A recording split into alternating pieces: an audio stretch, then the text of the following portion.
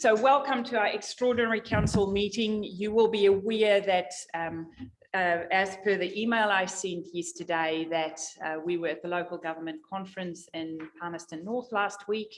Very informative, and the email I sent you give you an update on what happened. It was mostly the reforms and just also meet and greet. So it was a good opportunity for all mayors to get together. But before I start with that, let's just follow proper process and officially open this meeting with apologies. Apology. I received an apology from Councillor Akuhatu-Brown. Thank you for that. Mover for the apology. I'll move. Councillor Faulkner, Councillor Farahinga, all in favour. Contrary, carried. Thank you. Declarations of interest, leave of absence, acknowledgements, public input, extraordinary business, notice of motion, adjourned business. So I'm going to take you through. So luckily, usually we have about 17 remits. So we're lucky that we only have 6. Local government has asked mayors and councils to really think or put their thoughts together and work together if there are stuff that they want to put in, so that remits don't half overlap, that they rather do a proper review of the same area. And you will see that in our remits today. Very interesting remits. So I'm going to take you through those. And the reason we are putting this in our extraordinary meeting today is because my local government New Zealand AGM is tomorrow morning via Zoom. So they decided not to do it last week when everyone was in the same room. So we will be doing it tomorrow morning between 9 and 11. And then that's why our meeting changed to 11 tomorrow. So I'll swan in after that.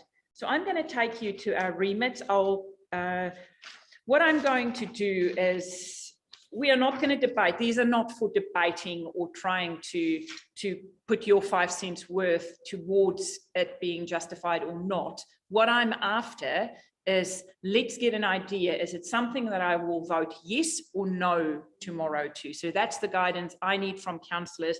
I need your input so I can carry our Tairāwhiti voice tomorrow in the voting. So I'm going to open. So mine is on page 56. I want to take you. I just go where I highlighted it in my agenda. Just for clarification, so we're giving like a almost like a vote for each one, just a quick. So what yes we're going to do, I'm going to ask, what do people feel? I'll get a good idea if most people say yes, it's just a yes. If people really feel strongly no, we'll go that way. But these are quite clear remits. So let's take it one by one. So, yes, so I'm going to take you to page 56, which is our first one, and I'll just read out the remit. That Local Government New Zealand calls on central government to fully and permanently fund free public transport for students, community service card holders, and under 25s and total mobility card holders and their support people. And then the second part joins the Aotearoa Collective for public transport equity in support of the Free Fares campaign. This is put forward by our friends from the Porirua City Council. Do people feel we're going to vote yes for that? Are we saying yes? Hands up who says yes. Okay, I'll vote yes in that. And this is just for work to look into that. So also realize this is not endorsing or not endorsing something. It is saying, yes, we see local government taking that forward. And we'll talk a little bit about what happened to our last remit as well. So I'll just say a big yes so that I know how to vote. So remit number 2, that local government call for an independent review into the way in which government through Waka Kotahi fund transport investments in Aotearoa. This includes funding of new developments and maintenance programs. People want to clap? Yeah. So a yes to that one. So illegal street racing is the next one, which down Matoki Valley happens quite often. And sometimes when I come into town, it's not me, Andy. Sometimes when I do come into town, you can see some people gathering together. So what's councillors feeling? That Local Government New Zealand implement a nationwide working group of subject matter experts with the objective of formulating an action plan to effectively enforce the Land Transport Act and work with police to tackle illegal street racing and the antisocial behaviour associated with that. Hands up.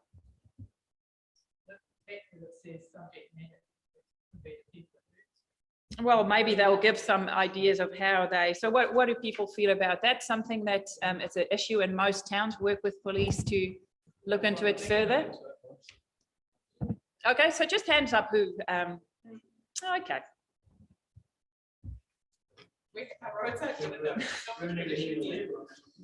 Number 4, bylaw infringements. This is an interesting one. Let local government New Zealand lobby government to implement an infringement notice regime for general bylaws. So this is something that we should be looking at, and I'm sure staff will be clapping in the background. So everyone happy with that one? Thank you for that. Oh, you're making it easy for me. I think I'm just going to vote yes, yes, yes. 5. This is something I personally feel strongly about, the density and the proximity of vaping retailers. Thank you. And then our last remit, polling local government New Zealand members. So this is from our friends at the New Plymouth District Council. It's something where you would have seen in the last, in regards to 3 Waters and other reforms, where members felt not heard. So polling might, I don't know how it would work with their work program, but if you represent members, maybe it is a good thing to poll them before you sign memorandums of understanding. People happy with that? Yes. Yes. Okay, so I'm going to take you to the front of our report just to officially move those. So I have the authority to vote on our, so it is on page 5 of 115 that the council, and then it's just instruct that the mayor as the presiding delegate vote, support or oppose. So we've got support for all of those. Local government in the 6 remits that we've just passed. Moved by Councillor Sheldrake, seconded by Councillor Robinson. Do you want to say something? Is it possible you to take an abstaining or a neutral position on any of those in that situation? It's yes or no? Because the street racing one didn't have overwhelming support. Yeah, but I had a majority, so I just count and see. So we can, but we can go back to it if you really feel strongly about it. I'm just carrying our voice. Let's go back to it. It is the majority. I just wanted a strong majority. No levels of yes, no levels of no. So to be clear, or to be honest, I just get a rough indication. So when I see a majority, that's it. But please go back to it and let's count the hands. I want to carry the vote that this room wants. It's not my vote. It's the Gisborne District Council vote. But so I'm Madam just going to. Chair, don't you think we would give you the authority to vote differently if you hear really good arguments? Absolutely. I mean, you've taken a rain check effectively from us, but you're going to listen to the debate. Absolutely, so we that's can't why I'm hold you hard and fast to voting. I mean, seriously. But I do want councillors to feel listened to. If they feel that I glanced over page 62, let's go back to it by all means. Councillor Dowsey. Thank you. Yeah, I'm confused by this one as to why we would support it, because it is not a council matter. It's hard and fast a policing matter. So I don't know why we'd be instructing LGNZ to get involved in it. I don't understand why we'd be spending LGNZ money and resources and time and getting involved in this area. It is a localized issue, not a nationwide issue. And yeah, I don't see people here our people calling out for us to clamp down and get involved on illegal street racing. It doesn't make sense to me, that one.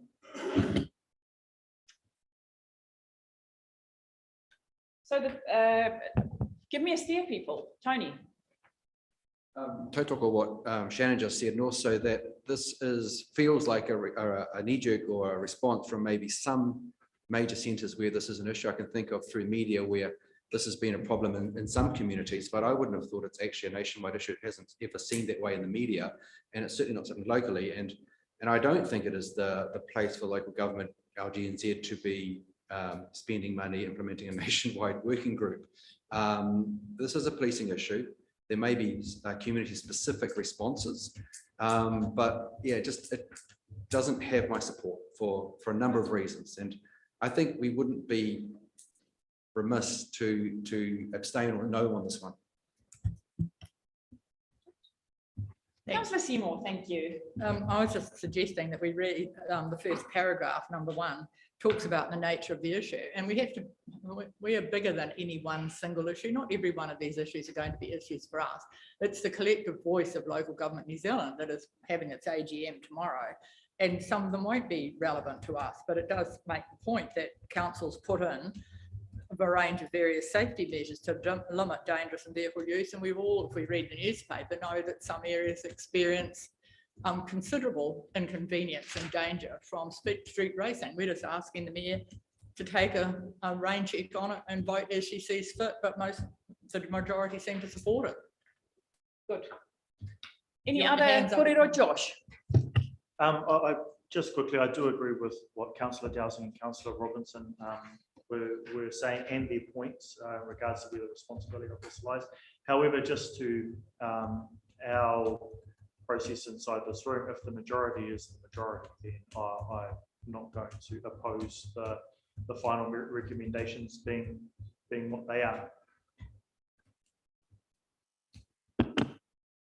Councillor Worsnell. Yeah, my view on it is that while we might not necessarily have the authority to, for example, prevent street racing by stopping cars and arresting people, the fact that the police are obviously not doing a good enough job, and in fact somebody went out with a firearm and started shooting at people in a different region, which tells you that it has the potential to cause huge impacts at a local level. And I think if LGNZ can put some pressure on the entities who are responsible, then perhaps they might deliver something more material than is currently being delivered, which in a lot of areas is effectively nothing. And that is why largely councils are lobbied to put in things like speed bumps, which come at a cost to the ratepayers. It is the fact that police are not doing what we need them to do. And if I was in that situation as a council, I'd be asking myself, what else could we do? And so this is probably a last resort for whoever's bought it. It's not the first cab off the ranks. It's not their preferred option. Their preferred option would be for the police to deal with it. But what else can they do? I don't know. I can't think of anything. Councillor Cranston. I agree that it's not low, shouldn't really burden that on local government. At the moment, it's a policing issue because of lack of capacity of the police. They've got rules that you can't speed. They've got rules that you can't have alcohol. They've got rules that you can't litter. They've got rules that you can't lose control of your vehicle. All those rules are in place at the moment. So the issue is the police being able to do it. So putting another rule in there that's worded a little bit different is not going to do anything.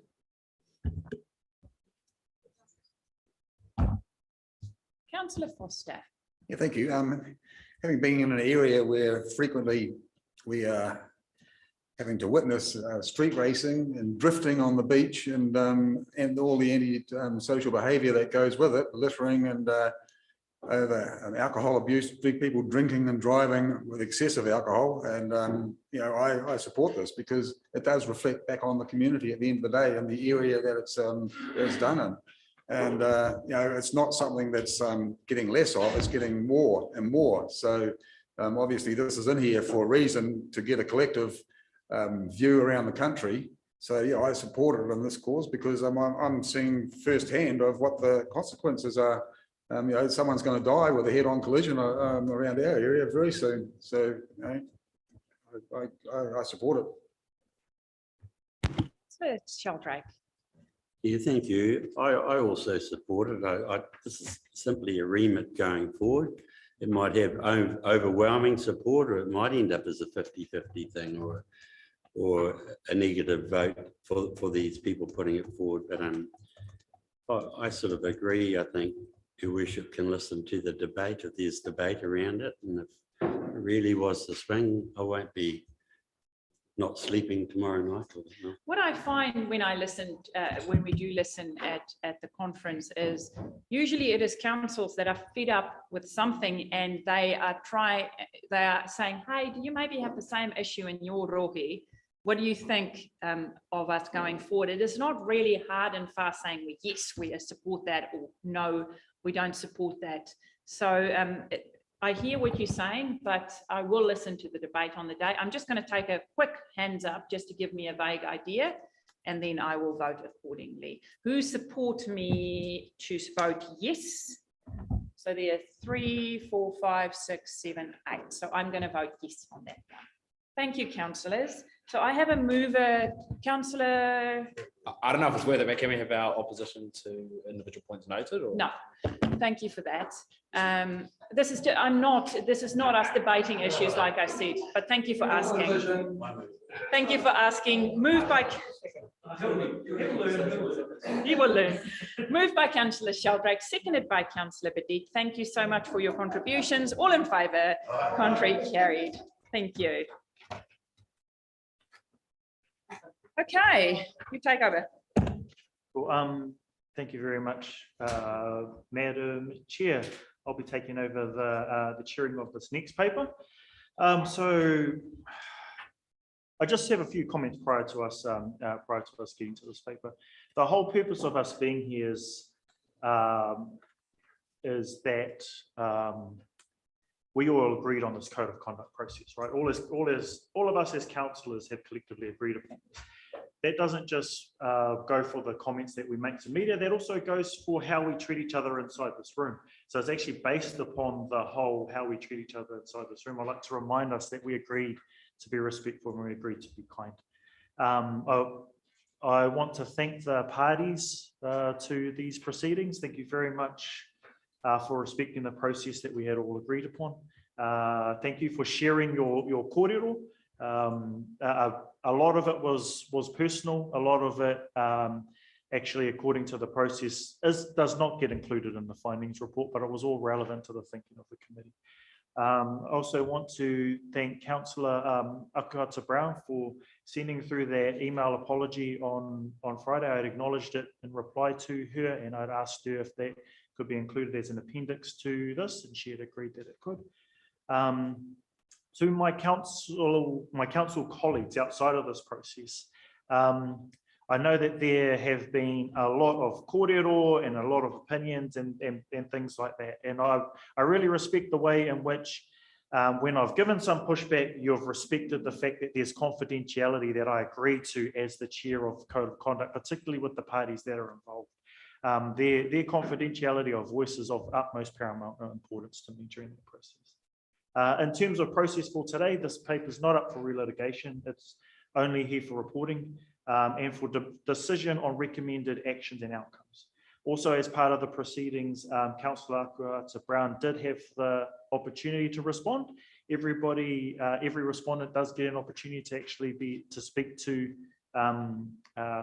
any of these proceedings, but she's an apology for today. I do want to remind us too that this is just a recommendation of council. What happens after this and whether the recommendations get taken up is entirely upon the respondent. And I do just want to remind us of this. There's nothing we do to compel or force people. This is the process according to the process that we agreed upon as our code of conduct for this term. So with that kōrero, and because there's no response, I guess I move to the next part. I'm happy to move my own paper. Do I have a second by Uncle Bill? Thank you very much. Thank you very much, Uncle Bill. I'd also like to. Oh, sorry. Did you have a question in regards to the process? The council. Oh no, just a quick question around point 2. How will that work?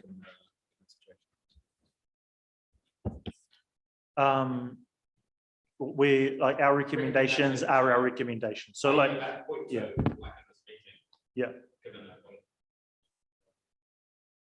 Like I'd kind of clarified prior, there's nothing that we can make a recommendation, but whether or not the respondent follows through with those or has the ability to, like that's on them. Yes, so, but even if we move this recommendation, I guess it's technically impossible.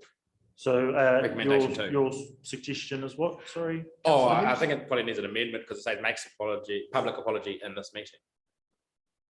And sorry. She's an apology. I'm trying to push Councillor Hughes to make a recommendation. Maybe a public apology in the next council meeting potentially. Or in a council meeting. Yeah, I'm happy with that amendment. Are you happy with that amendment? Yeah. Yeah, oh no, I did, he gave me the nod, but also I was looking at you as well, so. All right, I'll put the paper, all those in favour, say aye. All those against? Carried. Back to you, Madam Chair. Thank you very much, my colleagues. Oh my goodie, we might have it. Oh, we're going to do workshops. I'm handing over to Nadine.